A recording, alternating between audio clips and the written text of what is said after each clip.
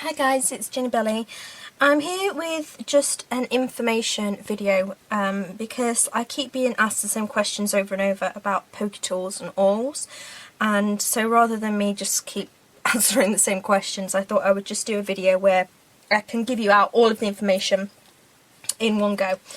So the number one thing I get asked is, what is the technical term of a Pokey Tool? The technical term of a Pokey Tool is a Pokey Tool. This is what the craft industry has dubbed these tools.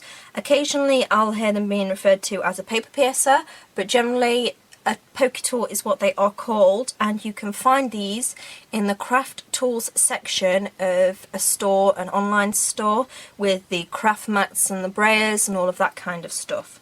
So these are the Pokey Tools. Awls are these here, and the awls are what the bookbinding industry will refer to these tools as.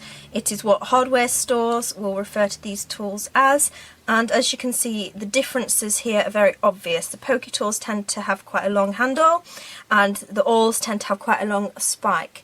Now also, the main difference between the Pokey Tools and the awls is the actual awl section, the paper piercer, is generally a lot thinner, a lot smaller in diameter than what the awls are.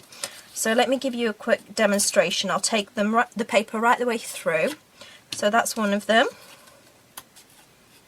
That's another one. So as you can see, the holes that those make are quite small.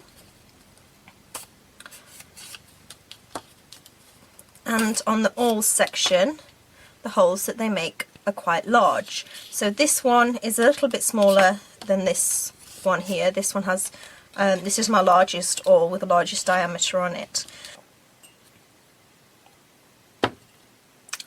So these basically do the same job, but obviously the differences have different merits to them. I often prefer holding something that has a long handle to it, but these are quite comfortable too. This is made to help you go through a lot of paper.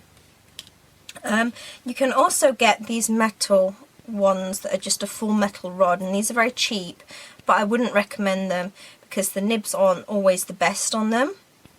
But also the base is metal, and although it has like a rubber lid on it, they do break. So having that in the palm in your hand as you're pushing is very uncomfortable. So I use these kind of things for different, if you saw the recycled button tutorial, you'll see that I was poking the thing through with that. I use them for that kind of stuff. I don't use it to actually pierce paper.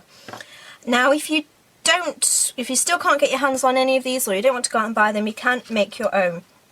If you get a large needle like this, I'll just show you the difference. That's a standard size needle, and you can either use this as is, I mean it's going to do exactly the same job piercing, but it's not very comfortable to use. So what I would do, and what I did do as a teenager, I tried to find it for you, but I've got no idea where this tool went. What I did was I moulded myself a handle with polymer clay. You can also use paper clay or air dry clay, but I would make yourself, if you didn't want to go out and buy one and you were using a needle, I would make a handle for it just so it's easier to use. So yeah, I hope I've cleared a few things up. If you still have any questions, leave them in the comments. I can't really think of anything else between the differences of a Pokey Tool and an awl. Hardware store to get your awls, craft stores to get your Pokey Tools. Smaller hole, smaller spike and longer handle. Longer spike, fatter hole, and designed to be able to go through more paper at once. So yeah, I hope that's everything.